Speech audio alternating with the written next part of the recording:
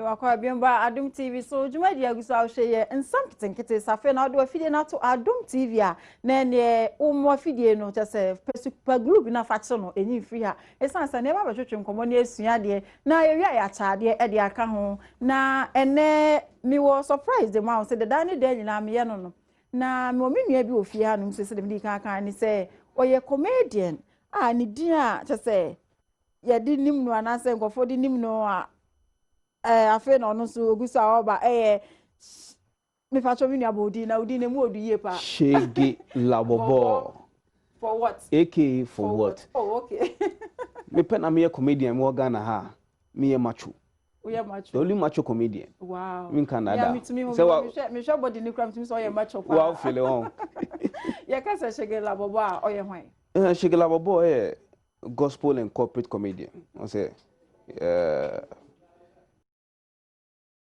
that's what I do. And na me to me a comedian nyame adoma. We are next face.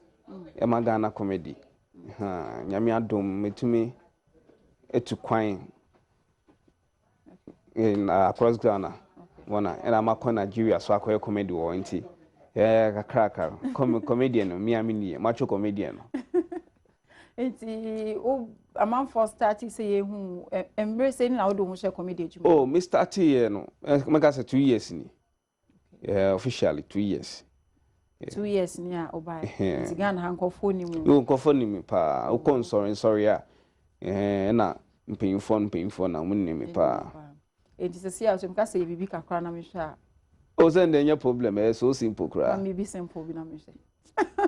Sen na hu phenomenon nya ka me bompa ya ma. Me bompa ya.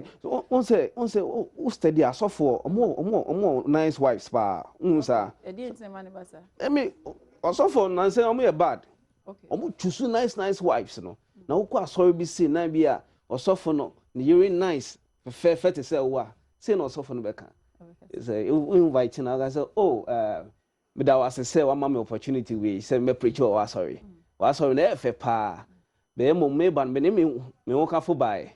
Odo sorry na sorry ne hu. But no of my answer. Hello. Hi. Mwah. But osofo ne yere no ehu nya fa. Osofo no ba say osofo me da was say one more opportunity we nyame shira pa me de me wo ka fo bai. Now so for the sake of time let's open our Bibles to Matthew chapter 3 verse 3.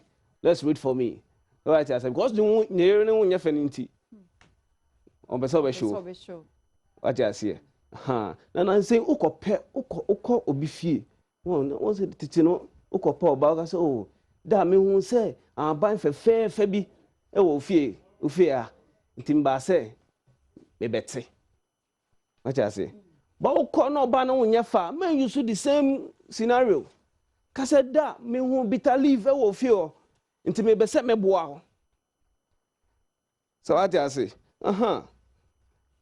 ti biba me can be aka for what will you allow the devil to take away your joy for what ube ma obi ni wakasa rough for what for waiting wow they say God for a show obi o ha the first time ni awa hu sege bobo wo TV so ana wati udin e dey na be ka che Ghana for no fans a omuni mo deda o mo hwe osese a me ka che me fans ne say shigila bobo eguso wo and ye koyinim menso ye koyinim enye MPP ye koyinim o na enye mama beta Ghana ye din ya fa si a won say promise na promise na ye no wan hwe ya won si a no fraud boys no say omo so mo nyom promise into one fraud boy one sonata.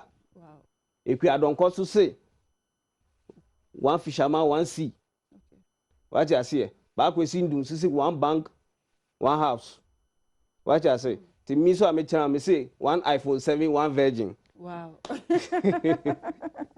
That's say wabana oni ba be church ni yes you hu segela bobo for what? That's say abra me that was say mama me opportunity we but me project answer that record my one my back on count because I'm coming I am the man back on count once na then times no talk baba one talk baba your arrangement one talk baba kebab jindi kebab jende kebab but na so talk kebab kebab jende tomatoes green pepper garden eggs kebab msi sana si nyama sisa then times uto we kelewele kra na mama otimi sisa kelewele ma o say osisa ma madam to so na wasisa gum but na say omo ton kelewele na strategy na wa say asa kelewele na shi obwa okay 1 cedi 2 cedi 3 cedi 4 cedi make an that na first kelewele ni krampo ye tia na ka mo ba say yi ba ko ba say say 1 nti na oyi ni say no 1 cedi 2 cedi 3 cedi wow na o ka so on to so na wa sa anwa de egu nche ama segela bobo no udin na for what na so na aka for what no de ano o hye so you mo kitu ebi it means say Ghana for ana we as Christians your mango for etena ye found there so your mango for etena ye found there so sometimes you have to say for what wrong me person me can brofo bebre na ka out ana menka mate wase ana menka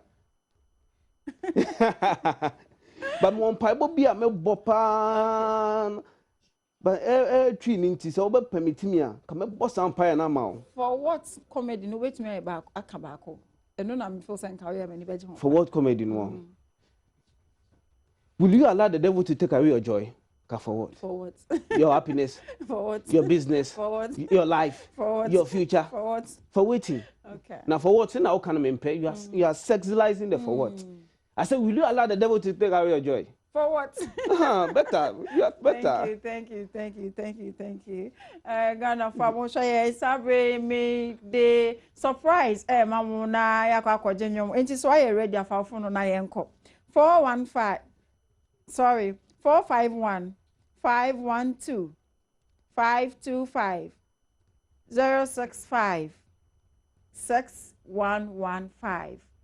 So nsaka surprise ya fa frɛ me e wo fie ha na ye mo nkomo na mi kwa kwaje nyom e wo mi kwa kwaje JD song of the week abasisi na sa nyum we ene Samuel Owusu Asare uye manager ewo OBTV na ye wa woda eti sabre so to afide minim so to afide ho ahwe ohema me bisa nyum we say ede ma me bonyum we dia ma say fa twa na ase ba bibia wo bia enyum no yenko fa nyum ne mazia ye ko fa free akora na ho se amponsa o tete me enkora ni bi ho amu yenkwala bo ne yankasa abra ne papa pese obi eja no afi no ba twili ti aba mpani nsem ho no mu o ya kora na ahwe me na so tete ase so suba ye ne ya ewo Yesu dim na ene minimia efia ajuati mabio ene mikru kodwa santire baba twetwe nkomo no na ena sama edafo no se ema ni mema hemfo kora na echiti bebre eye ma no ana mema no esan se ye ma mu ha na se ye bibre mu mefa ha nye emfato ho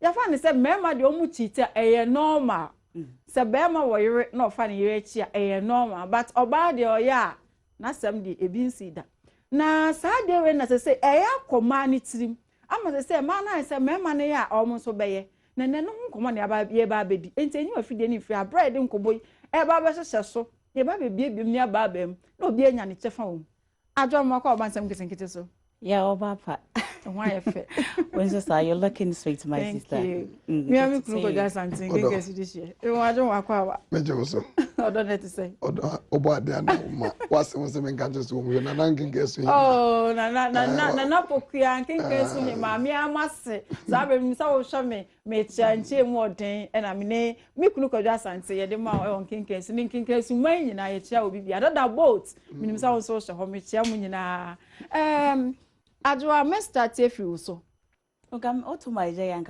me from okay me kunu aso obo hu bi sei hu abono onim so oh David that's why what can we na fe we ka say ladies first no problem me start efi Adwa ka bibi fa ka say cheat na dey any cheating me je tum say o sha se efi me ho ma me chia wa hwefo nyina ni ti hwema busuafo me do ko brekum gyenegyene na ehwo ye brekum west ye ba beto aba na ise ehu hia se me boso wo bisa asama emu edu ba me bo ni tia sanse papa wa ho no so be ka ne de menem ne so ye ka cheat na sese bempraduasa woni nipa baako mienu.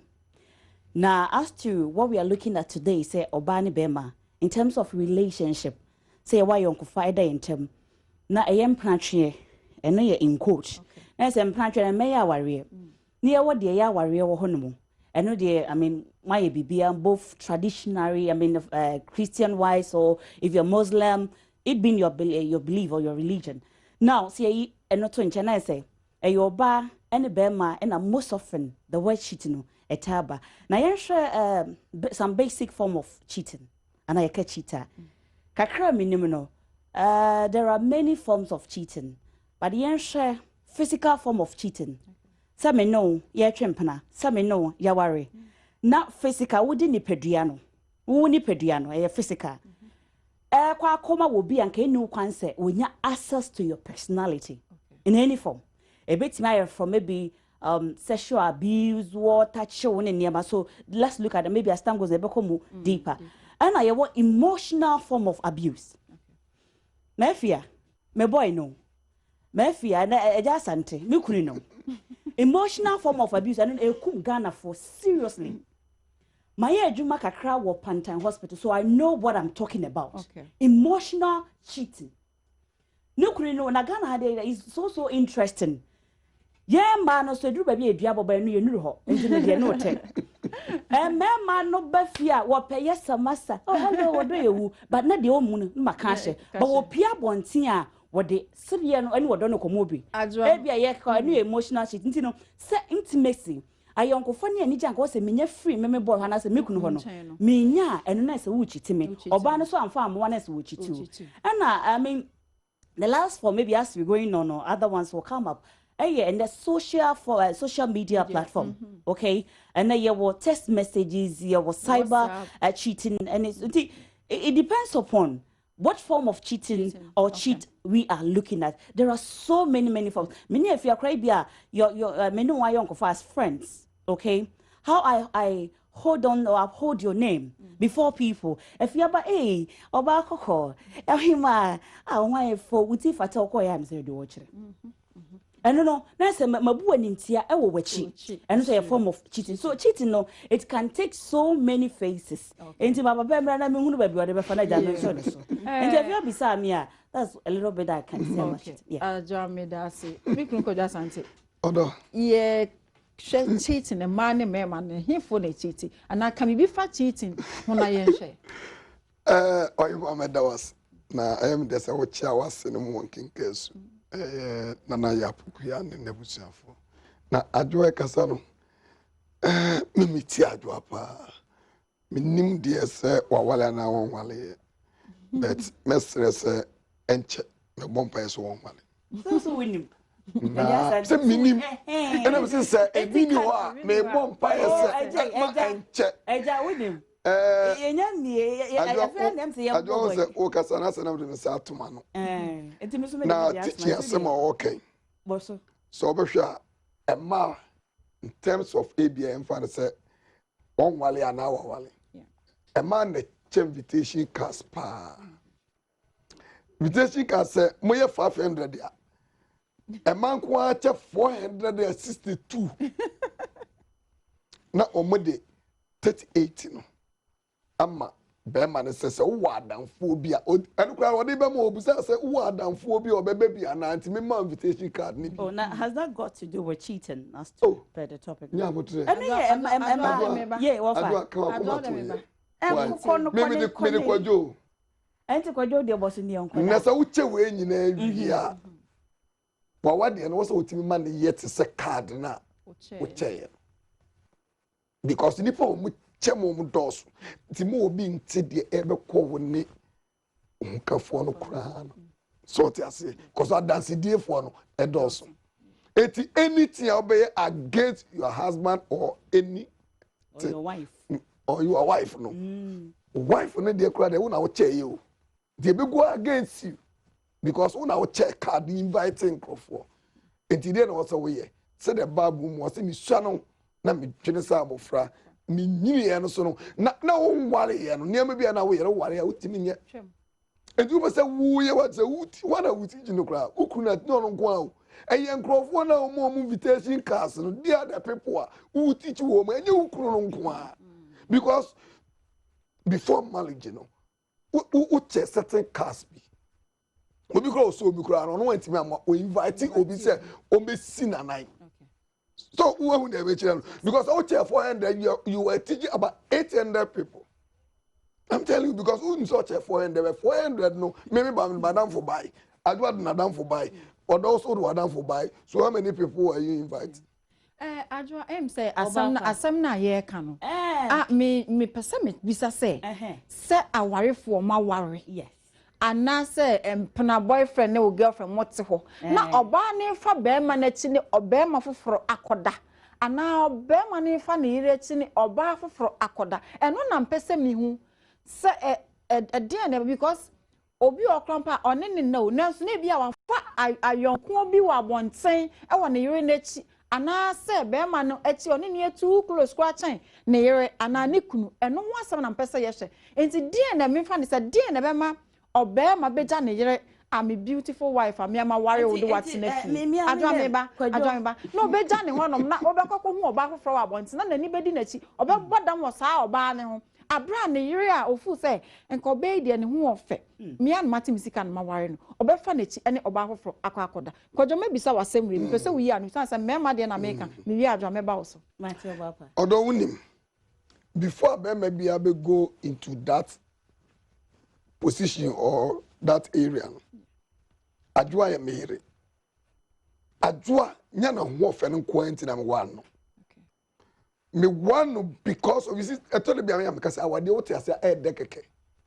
So oba wale a jawo ma me to nchen na wale be ma na busuafo.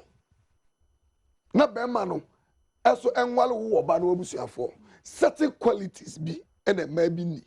Ene mo ma wade o mobre.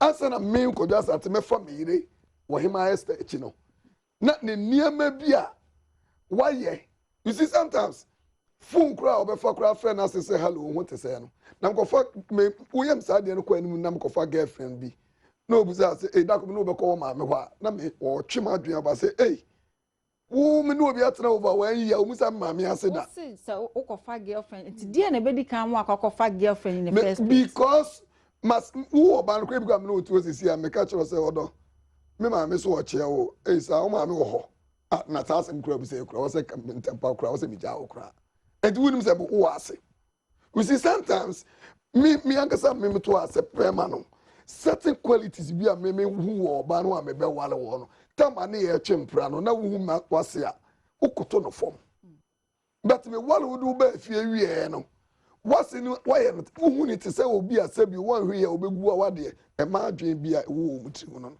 intino esan say oba no ene nas enye sente no na be ma waka akofa oyere nachi because me nim say e bi kwa ma catch us several times say mami me ma me so watch out me je no so we see unim say answer na wo be ka bibi sa acha oyere be ma wo sa ton no na e bia bibi e koso anasa bibi ha no na nka oba de wo no oba bia na se e bayifo oba bia na se yes oba bia be ma no e ma me e so ogu na wade oba bia ni kru e ma me ana na busua na ni nua pese ogu na wade da adwen na e man di she omutirim no se no ntina me man ko fa ma me ko just anti dem me contem me jimeni wa abonte krama e die ne be ma wo be free ko just anti echa ko fa be ma hofro e say friend me anti Esther because ko je wo gu ho ni ma say wo be jom adwa so be fa bechi adwa eye what you hold on when na Kwadwo can asem at the beginning so let me hit it back at him Kwadwo what's the wo be ware me no asha sie na me defe krokro say no de hello oh they na ho ye na me fro ebia 3 times in a day and opa me frɛ bia me frɛ wo ba na wo didi na pen no me dia beto ayi table ni so ma seti bibia ba bo wie no Kwadwo mba ba wo nsa ye me sese naturally and in terms of the upbringing of Nana Adwa Timabio no sana metiana and na Ghana for man ejey wo ma me kama asem so wo kasa ko say eno na mo pe no upa wa de obe pa wa de obe tuma da fo Madwan kan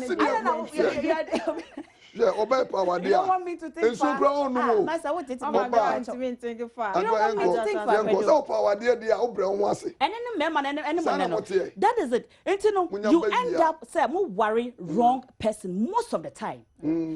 Murphy, I am me personal philosophy. What I believe in. Some I'd always wanted to marry my best friend. Me person wo be man who say, hey, na sa adwe na niji asen wo sere. Na sa adwe wo muna asen wo ye. Adwe na wo muna wotimi ebo glass kura. Who I am. And you for mansa. Oh, and then no na sa mo Musubanu no. Na mo pe. And then men they have customized way of looking and then identify who is perfect woman for them. Oh, Kwajo. As I'm the young court, where I'm saying the baby and what a nice shapely lady, what a fair lady, or a workable lady, or fine. Ubenya customized criteria now and that type now open. If you let's go back to the word cheating, we are looking at cheating here. Now, most of the time, and Pempino. Ghana mema bebre na me se na dem ntwa mome se me pega me pamocha wa monye manu nsi ye Ghana mema na bebre na no afie they end up cheating on me kwajo end up cheating on me because asase no enim ene adaje bia menya ma no ene su bia me da na di kire kwajo no it wasn't me na power there na me power re ene ne mo na no enti obema ye den wakwa ko cheating me enti na no mamo mema no ye den mo cheat most of the time e chen ye ma no. Let's be realistic here. And Makano, Woban, but Ubekun Mimunu, Nanyas Anna. One necessary. Yansha, me money beam. Timachim, we are necessary. And yeah, my son, I make if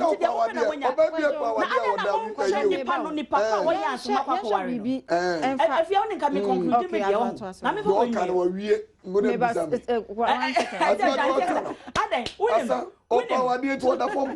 my former station, one of the radio stations here in Accra, me story be men. Why do men cheat? Okay, if I spoke to about 30 Ghanaian men, trust me, about 25 admitted say wafani ireche, about 25 plus, and some DP. And Ghana for member. Me say, so we member 100 and 190 plus. Why? Because almost any into form. And show who or bar or one walk on a poor by a presenter or poor by a banker or poor boy nest into become my pretending some me a good me angel but me come na aqua square plus a round figure.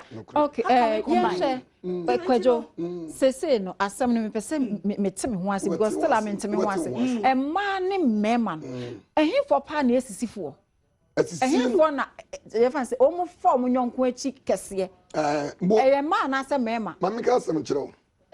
Maybe your bay, make us say a mema. Mammy got some children. I do a castle mirror, papa. Oh, and marry Bema home. A dream, baby. Yeah, maybe Damien be asked so much before me much. A few years ago, I'm telling you. And yes, I can be every Saturday near go see a Bema. A member not be or is it in average. Remember which member? Yes, Unama. I hear Talon member because a man at it. You see, Mamma Job, maybe you are not going to say, maybe tell them who example say, be a man yet. But will be a 1 year, who because I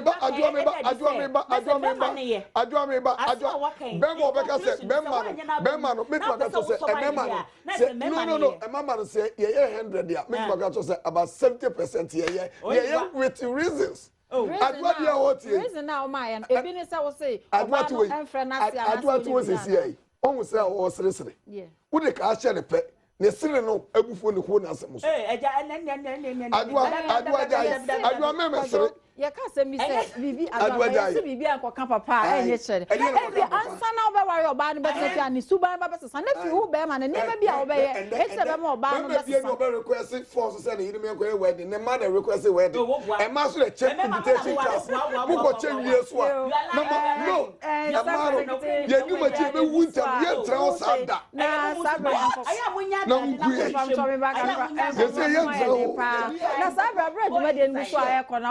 friend, I want some about as some that so and ye shene se Emma ene mema himfo na cheat pa me afia masam te de meka say ye mema so say mema he opa ba onem to ofiti anopa kosi anwumre na de o mieja obesan akwabonten akwakobieja enti ma ne mema no ahimfo ene cheat na die enti kra na mema ne yesa na die nsu enti na mema ne bi nso eyesa enti mebie me huma no na ye de wodo age ntre abafiase na me was surprised bi the mouth me bia me kwa humije ma basesia so you ready for phone no na yenko 931 666 226 28110 mi twa mo basesia sima ba akope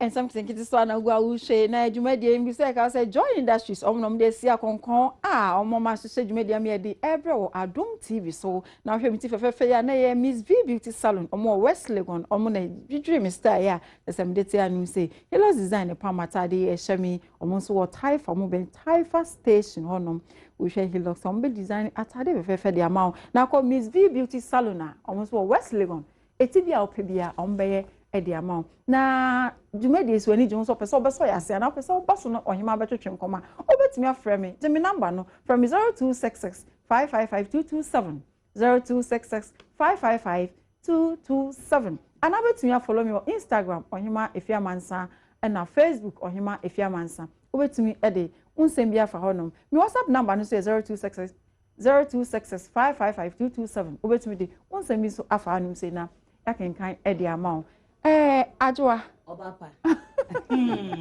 Winim. My mefa we intwamansa. And subscribe ya tiefo na hyase album. Ma enra na me share program bi na opening bi ka say what women de adwuma ye use 5 senses no. Ye use your 5 senses ye ni way anyway any nipadua na use wise men men no whilst most of them no use their sight. Omani any almost strength.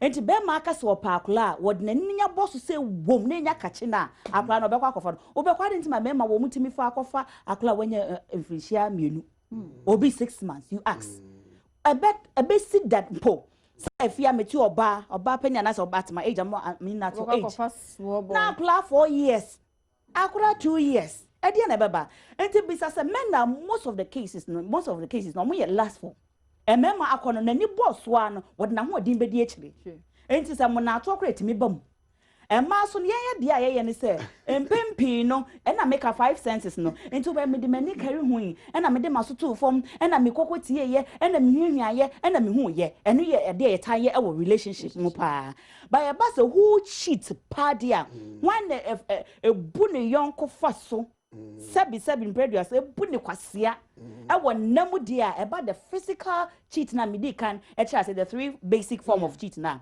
e mema obetim no maami ada obetim ne na se bada obetim ne wo ne yere no adamfo obetim ne yere ne nua ada obetim ne yere ne nua adamfo ada that is meant for you ajua me adua asem baby adua di faidie da ben na ohima wodu kwa ho no hu se obema gina kwa ho se oba mefa no kode no da butre we are not going there. Any prostitution. Onya butre edi asem no okay. Onya butre adwa any prostitution.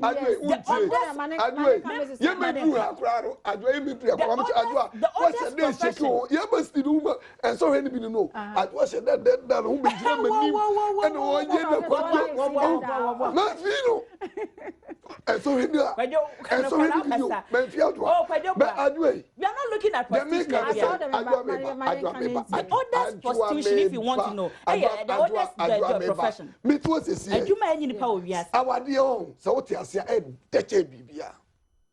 But mistake I and say, Oba bi afi say wo no say wo ho kire na abefa no say na ma hu mema. Oh yes of course. But I'm telling you, Oba afi say be ma ho kire na obefa no. Better what dey there. Hwe me ke bi ameka cho say me ko just attempt to yi.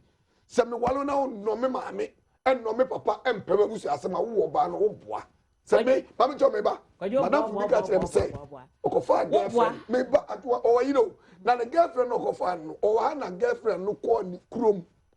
Etuto ni amakoma ane maame.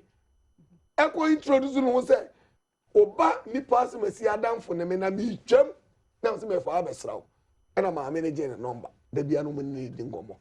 Oba no be ka kire be ma ne say, "Hey, me ko ma mo se o ma me munye ni pa. Se do mu hwo ame, eni di o mu tijiji me so. On da me kire." So awade no enye sika na edi twa awade enye do ma machine. Unma awade a ede be adwo to e me di no be kofi.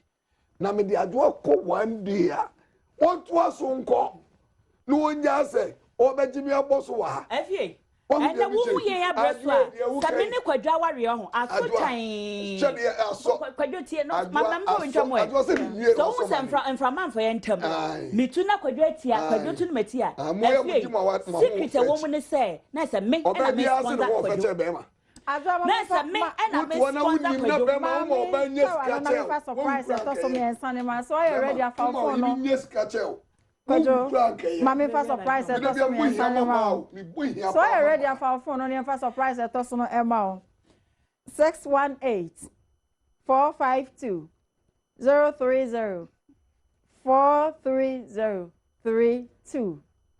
Me say na JD si enche we nyina fama mo na mu wi a mo fa frɛ na mo ne nhwe nkomo na bia me homa no wo betumi afrɛ na wa start de wa sem bisa no agye nkyerɛ e de abrɛ e wa hanum say na kwajo wala ma me simi na me boy hia mama adwo to se ma hwe na adwo yes ka che mawu the bible mo ni wo fe say no say yes bible acknowledge the industrious woman wo ba wo ye de ye fo won de benya ne kanya oh abuja na mama testament na ko tu hey but it's part of the bible it is part of the bible what one de benya old testament na new testament mama mi say the typewriter asem no can na use computer and it's an advanced form of typewriter if typewriter had not been existed see I had typewriter nkiyenya me pato no mo powder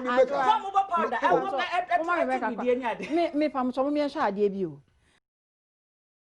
ye ema ye ma me yoba ntina sem na ye ka no me fele ma me ho kwadwe teki na ato fa ana ema ye ka se mi se de obe ma be ma bia obefa wachi na ema kwadwe ema ne so no wonu masem ha esa se oba ohu so oba ti ho na de obe oye bibia ma oba de ohia o de mano a aya akwadwo den so obekwa kofa bema because den na bema foforo de bedada no me to me no minim se bia na bia ye mpamu agro na bia etimi me ma ne koyesa na ka bema de bema ujina na so oba winim se ti convince you so original ne na so utumi oba winim how to convince 24/7 o bema wa convince ukunu me ni utuwo se sie wo person convince me easy do mabusia asana ye for mabusia na ko ure me ni unya asama wa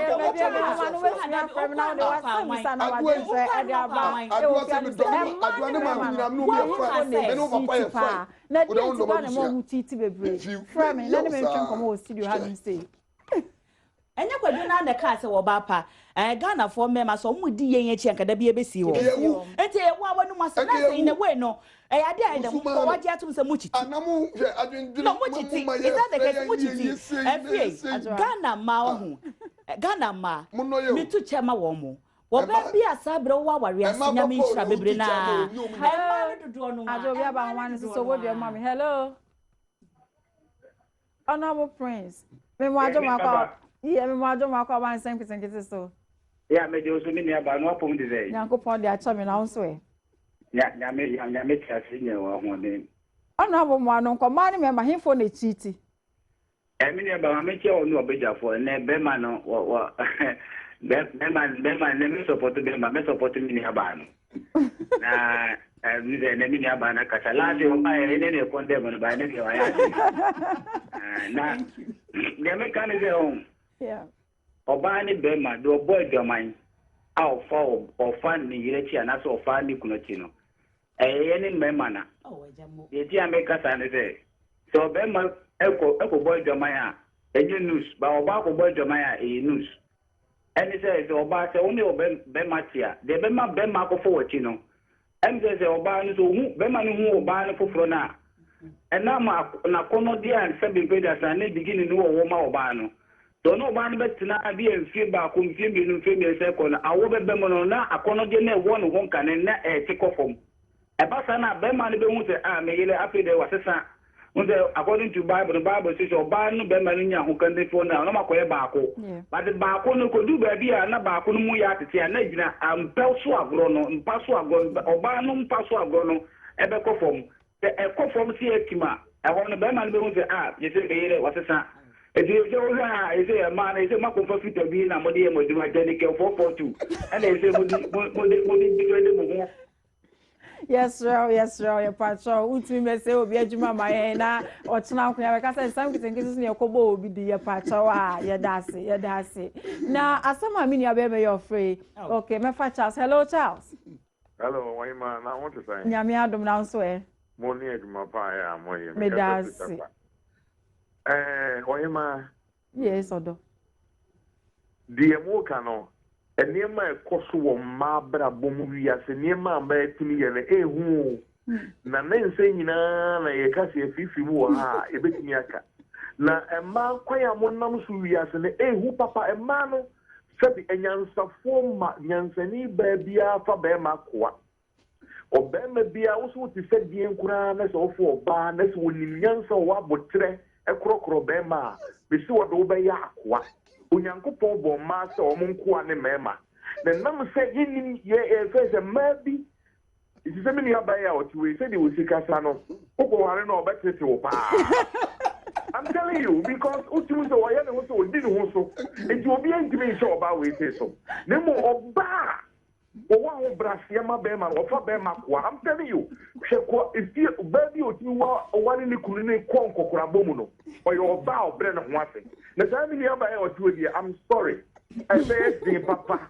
this o bom pa ye pa anti Eva sorry that's mami kakaka aja mi so obi a mani so mami fani yemi ara mo abem hello Dave Mr. Dove abi wa jo wa kwa ba so kiti so interesting issue na me nka da kura na me bo topic ni so na eja me meni ajo na me ni emi hwe bi mi asma chia me yeah that's so aja mrama ye the secret ni se me ye bema enu kura ni nyame anim emema no efa ema na timo echen ema no ena de ema ne basa so ema na ne ko so me kira wale fo ma no obi o no mo a onwale ni se de wabo tinyi kamen yenya wale wi a obeba na ni twinyi no achemu 16 ahaba sa haku ha no atintesu o numa no atia afin no atintesu no de afa no asan de asedan kona muhu abunso obofuno yeso fesa na ne chempra na ntesa e obobo ne panta asabi predio sem no de asekona obeba na nteti egu ho sese niema bi wo no mo e man na ni nyi so obetena fi nti wo ko mu se obi adresse sepa no agbawurem eno ne kofa ba no. Yeah, Mr. Jervis, that's it. Aja, mami. Hello, mami. Aja, we have a woman so mami fan na. Godwin, hello, Godwin. Godwin, majo makwa ba Nsem Nketenkete.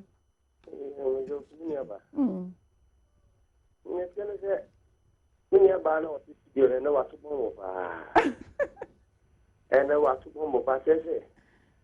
So ba afi na odi no only wo ho ala se woni lo relationship ma so buying Nketenkete dia dia ko sa se be re kire wa ro wa da wo so ni o de besi afi emra wo do nta ko se ade no mo wi nta kan no bi sa se ba no edi atire ano so na ten e mai ni pa mo pe comparison do me de me ma mo de wo de compare obi a se bi mene mususu bia nkemu no enye wide bia na wo sire me se ga ni pandunya na wa of the ni bia one won se kan bi a no so ko ha yi so ba de me ka so te ma se Afe.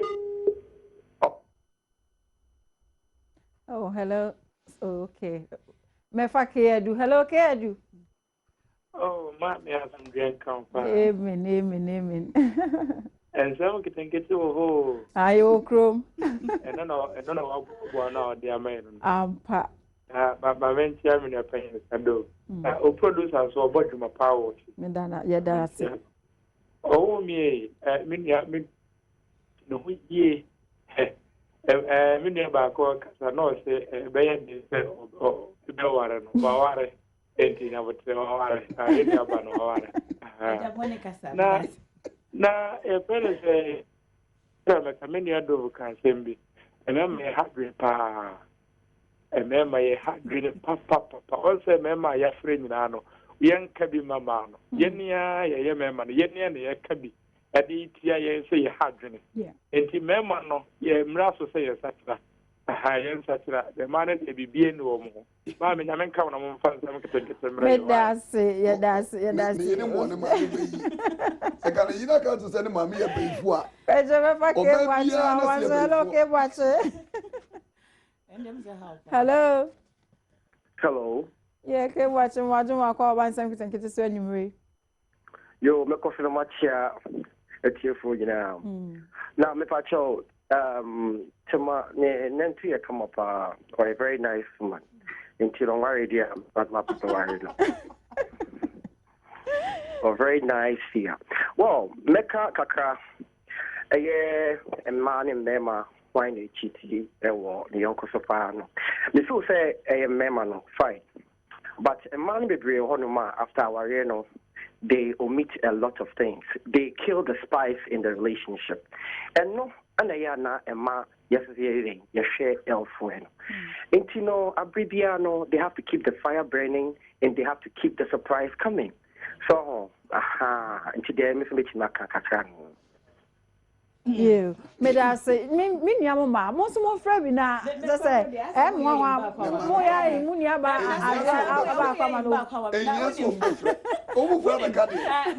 After for no back, some say, names of what can't hear your one, you know, says a memory, yeah. Why? Because of it said, Manu bedding. It's good. And man naturally. Nyame said ye talkatives. Enti oba obehia na want me no woni nkomo. Want me nka de e wona koma so. And we want to talk about yesterday. Mene me kuna na me do fashion. Ye na nra me ko dwa so. Nra me ko aduma mu. Ene nyambo echi na me kwa. That is women for you. It is when she has our and that keeps you men alive. And it's all for what yira sa be ma no eja minimum yira wa worry there so worry there. And as afre na oba ono be kwa akofo oba ya. Oh hello. Tima hoye. Tima what did you? Oh, since na me did you. Tima oh goda. Oh me kwada bra eno na mo pe. I go na me ko na me natural instinct na wo me mu anyame aye me sa no. Afi wo ko abonte no amanta na me ko kan ebue. Tima sha se wona age. Me fa apostle di say wa homa so Tima. Hello. Hello man dear. How you say? Pacho nyame adom na so e. Adom. Apostle mo anon kwe.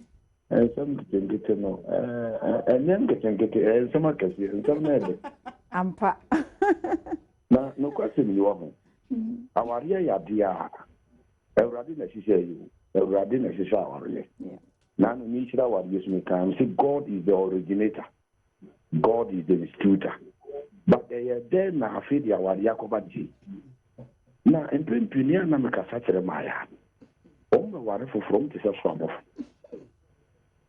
Tumi ura wadi ni muvia na wo ba ko yinu mi nse bemu a afedi enka adwene ni sisi o de sha sie se ni enka wadanda no ho na mpaso nkomo se ni wusi yi style papa bi boa enya ni na na piko uko ne jana mi besu ana kwara no le de dano ni wa te sa se awu ndi no ba yi enti no kwatim ni any candy and never what the animal shall fear.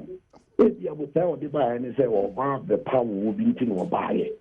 And I say, oh, but I didn't you what you. But in second, you have to know what you can. Apostle, na mimi sawa sem. Ni say a man so no. Mo warrior man wi na so mo mpa gro mu mpaso agudie no. Na mo so ma relax. Because mini be bia or worry ni yiri no afa de bi osoro so oba ni mum na entana ne so enti so oba na ntumi anya de oba ya no de wada ya emema no so wuni ni sam so mo sasa ni ama aye no kre na ye nkranta ni twa he twa ha ya na enyan badim pempi no so ma ya yo kakra ma da bia the ladies first but with the ladies last because you no dos on see tra ware sem dida ayo dos nti me srepe emme bunu ne maba wa no ewura wade ni omu mfe nyame asem na omu nyebu ho moki na omu mempa ibo bebre na omu mre omu wase fe oba woni mi nyansa ho otra ware afia tini city dia be man what said ye obetima brana obetima mana kofom obetimi adwodwone oba woni mi nyansa eso obi di nkwampaji obi di kasapaji obi wonse ni na sum ona obi wonse ni na mo na wo krokro no etu obi am se me man kasa boso wo mu na mo wa ni abiade woni mi nyansa woni mi kasa de sa bigela obe bia okunu be kofom nti emema ni bi mai tenya ye kan ye se emema ni debi bi nya kra but ye ni dia wa de se ba emma do do no problems ye ko so be first ye ma no a se be ni die ni ngunu ni efutue ni abini wo nti no ye meka ni se ye mre ye ho asema ye kunu no na ye no wo na ye mu wo na die ye sha se ye kan ye san hye mu kena ben men sinsu mu anko no ham ana unjinju mu anko no ham yeah apostle ye dase na asana kwadwome ba so no me surprise e twa to be ma na ya to phone calls ni so asha na me refi so I ready afa phone no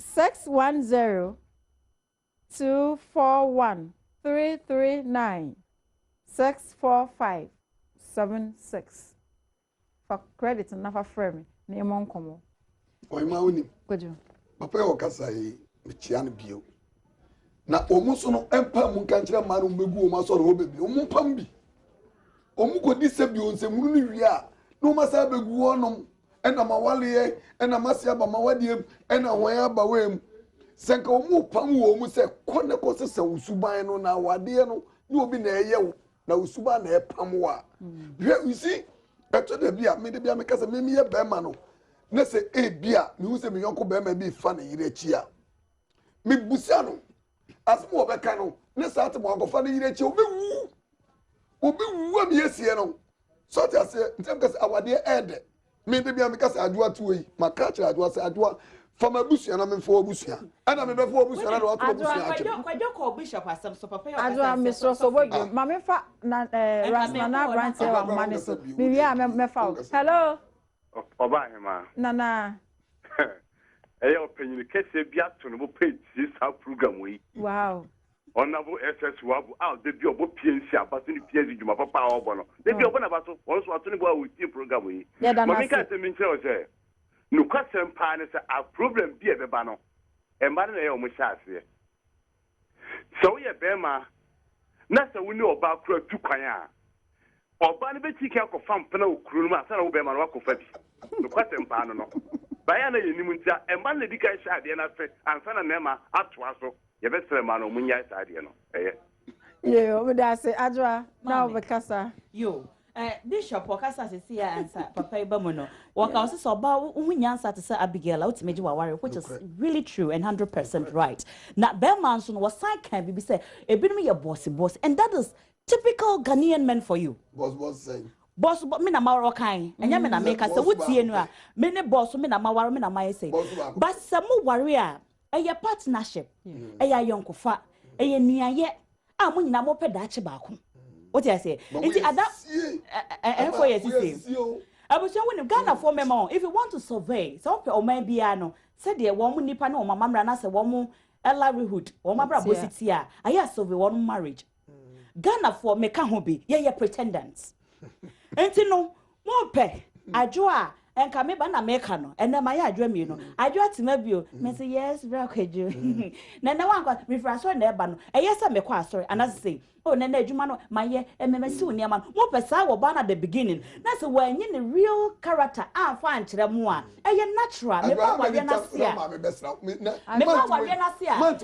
na wo be hu adwa no ma me aba 3 times kwadwe me ka tell say me ma me ba adwa ka tell me say adwa ni o bisa adwa ni se me ni asama afrafo ni obi frɛ ya ɔka sɛ e wo sɛ ɛma no ye krokro mɛma no na sɛ ɛbrɛ ye ho ase ɛma no ye sɛ ma no sɛ ya krokro ni mu de krokro ana wo ni ma de ba krokro wo de mami a ye timi e no ye timi e da pa ba munim wọ́n kẹsẹ̀ sí òtí ẹni yọkùn mẹ́ma ni bí asẹ́mà náà ṣe bẹ̀rẹ̀ àwọn ẹ̀kọ́ kwakọ́ asẹ́mà adúrà ẹ̀kẹ́ adúrà tó ẹni tí bí ẹni dẹ̀ papa bẹ́ẹ̀ tó ń gbọ́kọ̀ mi. mi tó ẹni sùn adúrà busa no hẹ́ náà ṣe àmújá ẹ̀ sẹ́nà máa yẹ. busa ẹ̀kẹ́ tí ẹ̀kẹ́ adúrà ẹ̀yìn mi sẹ́ kakra ó sọ wọ́n yẹ. naturally kúrọ́kúrọ́ mi. ẹ̀yẹ wò bu ẹni nídìí. because the Bible says we should be submissive as women. Trying to mmerɛ ho ase. Na mo share ase. Adwama no yɛ den na na yɛ mo say me yɛ whatever. Na mo share ase. Abusi aba say be a relationship. I say ni nyina mu no. Say me no bɛka one on one maybe based on my understanding. And I say me knowledge wa de kra yɛ ka ho a. Me wi a wo say me san yɛ the wife in the house. Mo ni chopa. And then ma mo yɛ bossy na. Mo yɛ ade ni wi so mo ni chopa. For me ma no binom most of them no 8 times 2 times 3. What you say? And then I'm up praises, up that worship, and I'm also winning chopa. And I'm winning chopa. So I am bonny. Let me run the pouch. I win me yet. And my chopa. I dare be a me, Sebi, many free and chebe. Our and Makobi, Mikobi Muntem. Now, I dare be a man, so many many out of my mehu. And Pempi, I say, Oba, Obekwa warrior. Obe brand ho ase adeda be mane fom adeda busuafo fom edru mre bia se bisa oba ne abu ni se oya tete kwa oyekura asini sa se me kwadwo mo se ma no so ye mre ye ho ase edi enti ne basa because wako na wako bro ho ase ne abu se wo ya tete kwa wo yekura ase wo de wani kura mie enti na wo ku ho a wo ye ho sa edi enti na wo se basa odo wonim se e ma kasa so ne ma Canada meba uze ema mo kasa she ma me kasa mchiro oba bia anya atete kwa ena se de wu fi so obi bu se atete kwa no the tell say wu oba eye niema bi what you say awade e de you adwa come bi si ma ba kope na ye mpampom misro ye mra ni ti yes agro ye de no be ka me nko de meka nyina ene se eba cheat dia say yemfa ye yonko achi ewa ayonko form in terms of relationship say ya ware ana yem pratwe no Ghana mema no bebre na ebinom dodo no asofo ne bishops no kora ebinom ye efa ye yinom achi both physical emotional social media ne de na ye ntimi ankom en de chaw pa kwajo sima ba ko de meka no say oba de o wale ukura do ukuru do na busua na be ma no so no abusua ene na ochi yi meme de be ofabo ama wa waspen me ya adoma ne ba mampoku ya ono so obema bi eba be yen ho alenti eja me free up etra me ko geges na me so makokota na Ghana fo mo hwe ye da mase say de Nsem Nketenkete ha na mrebe man ye de dwumadi nyina ba besi na mi saka so mo so ya sim ye de dwumadi e Joy Industries ye cancer papa de eno ani Joy diabetes be ma usisi mu agogo no untumi mo adwuma yie na be ma oba na kofa wati no mikru ko jasante de no ho den pa na so so wo hwe me na se wunni ahode na wunyina wo na so dia me ka fo Joy diabetes e de ama ene anwumre ana se ne free na ekobia koto Joy diabetes na se wo oba so na se